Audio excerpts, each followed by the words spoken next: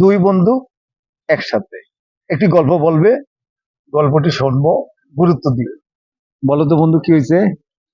সেদিন একটু জোরে বলবে, হ্যাঁ। টিভির সামনে পিঠা খাইতে বসলাম। হ্যাঁ।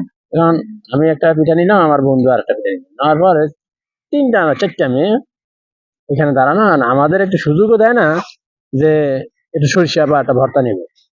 তখন সেখানে আমি বললাম কি যে আপা আমার একটু প্লেস দেন, আমি একটু ভর্তা নেবো।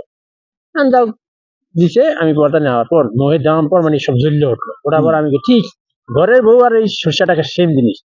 আর মহিলা বলতেছে কি বলেন ভাই আপনি এটা? আমি বলছি, দেখেন আপনি বউরে ভালোবাসেন, বউ আপনার কিছু বললো কি একটু কমেন, তাহলে বাগানে জ্বললে দরকার ঘর ভেঙে ছিল টসটস করে দিবে। আর এই শস্যটা আপনি খাবেন একটু বেশি দেবেন, নাক মুখ সব পুড়িয়া বেড়া শেষ হয়ে যাবে, মানে সেম বউ আর এই শস্যটা সেম। তাই?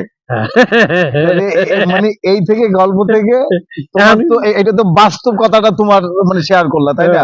এইটার মানে বউ আর মানে এই সরিষার ভিতরে কি মজা আছে? মজা নাই, সরিষা বেশি কিনে তোমার নাক জ্বলবে, হ্যাঁ। আর বউরে বেশি ধরলে তোমার গোষ্ঠী উদ্ধার করে দেবে এখানে।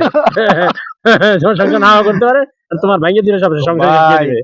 ভাই শোনেন, বউর সাথে খারাপ ব্যবহার করবেন না। বউ তো হলো আপনার জীবন সঙ্গী, তাই তাকে ভালোবাসুন এবং তাকে সবসময় আদর সোহাগ দিয়ে রাখুন। ধন্যবাদ।